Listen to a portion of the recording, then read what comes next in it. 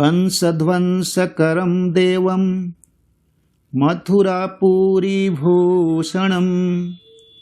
उद्धारकं च माता पितृः कृष्णं वंदे जगत गुरुम। आदरणीय श्रोतागण और कृष्ण अनुरागी भक्तों, आप सभी को मेरा सादर नमन। श्री कृष्ण बाल लीला के चौथे भाग में हमने देखा था कि कैसे प्रभु ने गोवर्धन पर्वत उठाकर इंद्र का घमंड चूर किया और शरद पूर्णिमा को महारास रचाकर वासना पर विजय प्राप्ति का संदेश दिया। आज इस पंचम और बाल लीला के अंतिम भाग में हम प्रभु की उस लीला में प्रवेश करने जा रहे हैं जो वीरता और विरह का अद्भुत संगम है। दुष्ट कंस का अंत समय निकट आ चुका है। वह कान्हा और दाऊ भैया को मारने के लिए धनुष यज्ञ के बहाने अक्रूर जी को रथ लेकर वृंदावन भेजता है। आइए ब्रजवासियों के इस हृदय विदारक विरह और कंस वध की महागाथा का श्रवण कर प्रभु के चरणों में अपनी तन्मयता को लीन करें। जब कंस के भेजे सारे दैत्य धाराशायी हो गए तो उसने अंततः कृष्ण और बलराम को मथुरा बुलाकर छल से मारने की योजना बनाई। उसने श्री कृष्ण के परम भक्त चाचा अक्रूर जी को अपना दूत बनाकर और उन्हें एक भव्य दिव्य रथ देकर वृंदावन भेजा। अक्रूर जी जैसे ही वृंदावन के पावन सीमा पर पहुँचे, वे रथ से नीचे उतर गए। उन्होंने देखा कि ब्रज की पावन माटी पर कान्हा के नन्हे चरण कमलों के निशान पड़े हुए हैं। अक्रूर जी भाव विभोर हो गए। उनकी आंखों से प्रेमाश्रुओं की धारा बहने लगी और वे उसी धूल में लोटपोट होने लगे। नंद भवन पहुंचकर जैसे ही उन्होंने कृष्ण और बलराम को देखा, उनका हृदय गदगद हो गया। उन्होंने दोनों राजकुमारों को अपनी छाती से लगा लिया।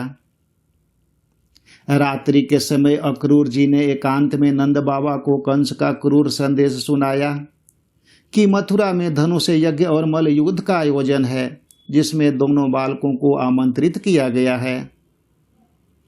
नंद बाबा ने बड़े ही भारी मन से अगले दिन सुबह प्रस्थान करने की घोषणा कर दी।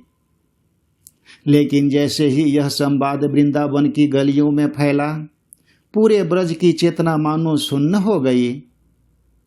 घरों में चूल्हे नहीं जले, बछड़ों ने गैया का दूध पीना छोड़ दिया और यमुना की लहरें भी शांत हो गईं।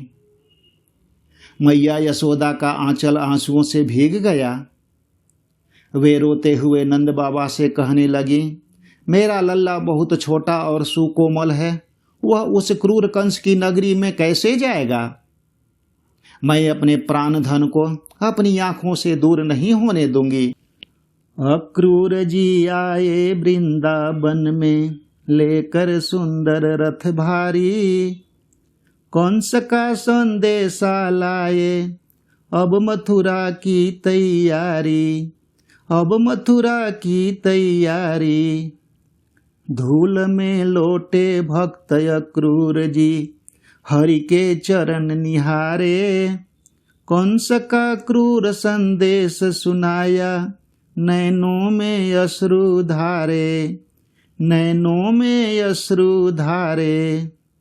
सुन विदाई की ये बातें सब रोते हैं ब्रज नारी, आँखों में आंसुओं की धारा रोए कुंज डगरिया सारी, रोए कुंज डगरिया सारी। रोती मैया पकड़ कन्हैया मत जाओ मेरे प्यारे, सुना करके ब्रज का आंगन चले कृष्ण दुलारे, चले कृष्ण दुलारे। भोर की पहली किरण फूटी, लेकिन आज ब्रज में प्रभात नहीं, साक्षात अंधकार की काली रात आई थी। अक्रूर जी ने कृष्ण और बलराम को रथ के दिव्य आसन पर बैठाया। नंद बाबा और कुछ ग्वाल बाल अपनी अपनी बैलगाड़ियों में सामग्री लाद कर पीछे पीछे चलने के लिए तैयार हो गए। जैसे ही रथ के पहिए आगे बढ़े, पूरे वृंदावन का कलेजा कांप उठा। हजारों गोपियां लोकलाज, मर्यादा, समाज का डर और अपने घर बार को पूरी तरह भूलकर पागलों की तरह वहां दौड़ती हुई पहुंच गईं। उन्होंने रथ को चारों तरफ से घेर लिया। कुछ गोपियां रथ के घोड़ों के सामने लेट गईं, तो कुछ ने रथ के पहियों को अपनी बाहों में जकड़ लिया। वे बिलख बिलख कर अक्रूर जी के आगे हाथ जोड़ने लगी। हे विधाता, तुम्हारा नाम अक्रूर किसने रखा? तुम तो परम क्रूर हो, जो हमारी सांसों के स्पंदन, हमारे जीवन के एकमात्र आधार कृष्ण को हमसे छीनकर मौत के कुएं में ले जा रहे हो। गोपियों की चित्कार से आकाश गूंज रहा था। वहीं दूसरी ओर यमुना किनारे एक नीले कदम के वृक्ष की ओट में साक्षात प्रेम की अधिष्ठात्री देवी राधा रानी खड़ी थी। राधा जी के नेत्रों से अश्रुओं की त्रिवेणी बह रही थी। उनका शरीर कांप रहा था, पर उनके मुख से एक भी शब्द नहीं निकल रहा था। उनका विरह कोई साधारण रुदन नहीं था, वह तो प्रेम की परम समाधि बन चुका था। अपने भक्तों को इस तरह तड़पता देख करुणा सागर नन्हे कान्हा से रहा नहीं गया। वे झटके से रथ से नीचे उतरे। उन्होंने दौड़कर अपने प्रिय गोपियों को समझा बुझाकर उन्हें ढाढ़स बंधाया। सुबल और मनसुखा जैसे सखाओं को गले लगाया। फिर वे अत्यंत धीमे कदमों से चलकर अपनी प्राण प्रिया श्री राधा जी के सम्मुख पहुंचे। कान्हा ने राधा जी के ठंडे पड़ चुके हाथों को अपने हथेलियों में लिया। कृष्ण की आंखें भी भीग चुकी थीं। कान्हा ने अत्यंत कोमल सुर में कहा, राधे, तुम क्यों अश्रु बहाती हो? क्या कभी सूरज से उसकी दीप्ति या शरीर से उसकी परछाई अलग हो सकती है? मैं केवल कंस के बुलावे पर अपने माता पिता देवकी वसुदेव के बंधनों को काटने मथुरा जा रहा हूँ, लेकिन मेरी आत्मा, मेरा यह हृदय, मेरा सर्वस्व और मेरी यह प्यारी बांसुरी, सब कुछ तुम्हारे इस वृंदावन के कुंजों में तुम्हारे चरणों में ही छूट रहा है। मैं बहुत जल्द लौटूंगा राधे, तुम मेरा मार्ग निहारना। राधा जी ने कान्हा को विदा करते हुए मौन स्वीकृति दी। कान्हा भारी मन से पुनः रथ के ऊपर विराज गए। रथ तेजी से आगे बढ़ा और धूल का एक बड़ा गुबार उठा। गोपियन और श्री राधा निस्पंद खड़ी होकर उस उड़ती हुई धूल को तब तक एकटक निहारती रहीं जब तक वह धूल भी आकाश के नीलेपन में पूरी तरह विलीन नहीं हो गई। पूरा ब्रज आज साक्षात विरह की महाअग्नि में भस्म हो रहा था। रोक लिया रथ गोपियन मिलकर, नैनन नीर बहाई, रथ के सम्मुख गिर कर रोती, मत जाओ मेरे कृष्ण कन्हाई, मत जाओ मेरे कृष्ण कन्हाई। सांसें हमारी छिन के अक्रूर, दूर कहाँ ले जाते हो? गोकुल का तुम प्राण चुरा कर ब्रज को क्यों तड़ पाते हो? ब्रज को क्यों तड़ पाते हो? सूध बूध खोकर खड़ी राधिका, मुख से शब्द न आए, मौन विरह में डूबी श्यामा, पल पल अश्रु बहाए हो, पल पल अश्रु बहाए। रथ से उतर कर प्यारे मोहन राधा के पास हैं आए, दिल तो मेरा यहीं रहेगा, धीमे से समझाए हो, धीमे से समझाए। उड़ती धूल को देखती गोपियन, सूध बूध सब बिसराई, छोड़ कर सुंदर वृंदावन को रथ आगे बढ़ जाई हो रथ आगे बढ़ जाए। यमुना पार करके रथ सीधे कंस की नगरी मथुरापुरी पहुंचा। मथुरा के वैभव को देखकर ग्वाल बाल सभी चकित थे। कान्हा और दाऊ भैया साधारण ब्रजवासियों के भेष में पैदल ही मथुरा की गलियों को देखने के लिए निकल पड़े। मथुरा की नारियां अपने घरों की छतों पर चढ़कर ब्रह्मांड के इस सबसे सुंदर बालक को निहारने लगी और उन पर फूलों की वर्षा करने लगी। रास्ते में कान्हा को कंस का एक घमंडी धोबी मिला, जो राजा कंस के बहुमूल्य रेशमी और राजसी वस्त्र लेकर जा रहा था। कान्हा ने मुस्कुराकर कहा, मामा, हम लोग वन से आए हैं, जरा हमें भी इसमें से कुछ सुंदर वस्त्र पहनने के लिए दे दो। धोबी ने अहंकार में आकर ग्वाल बालों का मजाक उड़ाया और बोला, भागो यहाँ से जंगली ग्वालों, राजा के वस्त्र तुम्हारे जैसे गंवारों के लिए नहीं हैं।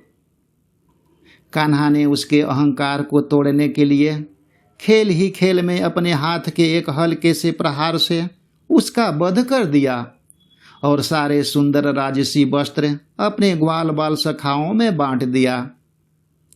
सखा राजा के कपड़े पहनकर खुशी से कूदने लगे। आगे बढ़ते हुए कान्हा को त्रिबकरा नाम की एक दासी मिली, जो जन्म से ही 3 जगह से टेढ़ी थी, इसलिए लोग उसे कुब्जा कहते थे। वह कंस के लिए सुगंधित चंदन का लेप लेकर जा रही थी। कान्हा ने कहा, हे सुंदरी, यह चंदन मुझे भी लगा दो। कुब्जा कान्हा के अलौकिक रूप को देखकर अपनी सूध बुद्ध भूल गई। उसने सारा सुगंधित चंदन कान्हा और बलराम जी के अंगों पर मल दिया। भगवान तो थोड़े से प्रेम पर ही रीझ जाते हैं। प्रभु ने कुब्जा के पैरों पर अपने पैर रखे और उसकी ठुड्डी को अपनी 2 अंगुलियों से ऊपर उठाया। एक हल्का सा खिंचाव देते ही कुब्जा का कुबड़ हमेशा के लिए गायब हो गया और वह मथुरा की सबसे सुंदर नारी में बदल गई। इसके बाद कान्हा सीधे कंस की धनुषशाला में पहुंचे, जहां शिव जी का एक विशाल और भारी यज्ञ धनुष रखा था, जिसकी रक्षा हजारों सैनिक कर रहे थे। सैनिक चिल्लाए, इसे मत छुओ बालक। पर कान्हा ने मुस्कुराते हुए उस भारी धनुष को हाथ में उठाया और जैसे कोई हाथी सूखी लकड़ी या गन्ने को तोड़ देता है, वैसे ही बीच से 2 टुकड़े कर दिए। धनुष के टूटने की भयंकर गड़गड़ाहट से कंस का महल कांपा और कंस भय से थरथर कांपने लगा। चंदन लेकर चली थी कुब्जा, राह में मोहन आए, कोमल हाथों से चंदन को प्रभु के अंग लगाए, हो प्रभु के अंग लगाए। अंगूठे से पैर दबाकर ठोडी को ऊपर किन्हा, सुंदर रूप दिया दासी को पल में उद्धार करी दिन्हा, हो पल में उद्धार करी दिन्हा। पहुँचे मुरारी धनुषशाला में, सैनिक सब चिल्लाए, खेल ही खेल में कान्हा धनुष को हाथ उठाए, धनुष को हाथ उठाए। तोड़ा धनुष को बीच से ऐसे, गूंज उठी है भारी, महल कांप उठा दुष्ट कंस का, जीते कृष्ण मुरारी, हो जीते कृष्ण मुरारी। अगली सुबह कंस ने रंगभूमि में कुश्ती का आयोजन किया। जैसे ही कान्हा और बलराम मुख्य द्वार पर पहुंचे, कंस ने उन्हें कुचलने के लिए हजारों हाथियों के बल वाला कुलिया पीड नाम का पागल हाथी खड़ा कर रखा था। महावत ने हाथी को कान्हा के ऊपर छोड़ दिया। कान्हा फुर्ती से हाथी के पैरों के बीच से निकले, उसकी पूंछ पकड़कर उसे गोल गोल घुमाया और उसके विशाल दांत उखाड़कर उसी के प्रहार से उस भयानक हाथी का वध कर दिया। हाथी का दांत कंधे पर रखकर लहू से सने हुए जब दोनों भाई रंगभूमि के भीतर घुसे तो कंस के होश उड़ गए। वहां कंस के बड़े बड़े वज्र शरीर वाले पहलवान चाणूर और मुष्टिक खड़े थे। कंस ने चिल्लाकर कहा, महामल्लों युद्ध करो। चाणूर ने कान्हा को और मुष्टिक ने बलराम जी को चुनौती दी। बालकों का पहलवानों से यह युद्ध देखकर वहां बैठी जनता रोने लगी, पर असली बल तो ब्रह्मांड के नायक का था। कान्हा ने चाणूर को पैरों से पकड़ा और आकाश में घुमाकर धरती पर दे मारा, और बलदेव जी ने मुष्टिक के मुंह पर मुक्का मारकर उसका अंत कर दिया। रंगभूमि जय श्री कृष्ण के जयकारों से गूंज उठी। अपने सभी पहलवानों और हाथी को मारा देखकर कंस सिंहासन से उठ खड़ा हुआ। वह तलवार लहराते हुए चिल्लाने लगा, पकड़ लो इन ग्वालों को, नंद को कैद कर दो और उग्रसेन को मार दो। कान्हा ने देखा कि इसके पाप का घड़ा पूरी तरह भर चुका है। भगवान ने एक जोर की छलांग लगाई और सीधे कंस के ऊंचे सिंहासन पर पहुंच गए। कान्हा ने कंस के बालों को पकड़ा, उसके मुकुट को जमीन पर फेंक दिया और उसे सिंहासन से नीचे खींचकर अखाड़े के मिट्टी पर पटक दिया। जो ईश्वर पूरे संसार का भार उठाते हैं वे आज कंस की छाती पर चढ़ गए। कान्हा के भार से कंस का दम घुटने लगा। प्रभु ने अपने नन्हे हाथों का एक जोर का मुक्का कंस की छाती पर मारा और कंस के प्राण पखेरु उड़ गए। कंस बध होते ही देवताओं ने दुंदुभी बजाई और फूलों की वर्षा की। इसके बाद कान्हा और दाऊ भैया सीधे काल कोठरी के तरफ दौड़े, जहां उनके माता पिता, माता देवकी और पिता वसुदेव 14 वर्षों से बेड़ियों में जकड़े हुए थे। कान्हा ने रोते हुए अपने माता पिता के चरणों को छुआ और अपने हाथों से उनकी बेड़ियों को काट दिया। माता देवकी ने अपने लल्ला को गले से लगा लिया और उनके आंसुओं से कान्हा का पूरा बदन भीग गया। एक श्वास में महाकाल जो रचता अमित ब्रह्मांड है, नक्षत्र मंडल शीर्ष मुकुट जिसकी सत्ता अखंड है।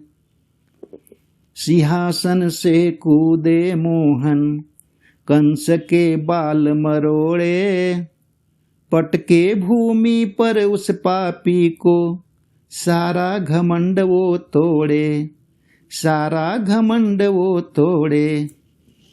छाती पर चढ़ गए त्रिभुवन स्वामी, दुष्ट के प्राण हर लिन्हा।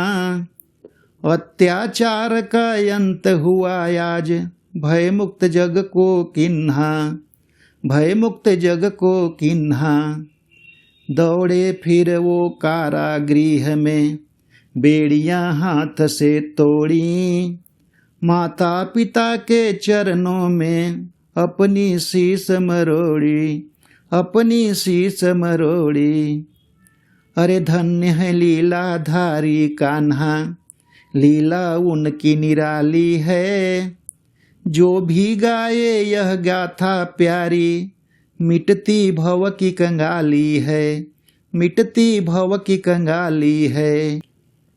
अरे छम छम नाचे कन्हाई, गोपी ताली बजाए। ताली बजा बजा कर गोपी कान्हा को नाच नचाए, कान्हा को नाच नचाए। तो मेरे प्यारे श्रोतागण, भगवान की यह मथुरा लीला हमें सिखाती है कि कंस का वध वास्तव में हमारे भीतर छिपे अहंकार और तामसिक वृत्तियों के अंत का प्रतीक है। जैसे ही हमारे भीतर पाप का घड़ा फूटता है, वैसे ही साक्षात नारायण हमारे हृदय में प्रवेश करके हमारी चेतना की सभी बेड़ियों को हमेशा के लिए काट देते हैं और हमें परम आनंद प्रदान करते हैं। तो प्यारे भक्तों, आज हमारी बाल लीलाओं की यह संपूर्ण श्रृंखला यहीं पर संपन्न होती है। मुझे पूर्ण उम्मीद है कि कान्हा के इस पूरे सफर ने आपके हृदय को आनंदित किया होगा। इसी प्रकार के एक और भक्तिपूर्ण आध्यात्मिक संदेश के साथ अगली बार मैं पुनः आपके पास प्रस्तुत होऊंगा। तब तक आप सबको जय श्री कृष्ण, जय हिंद, जय भारत।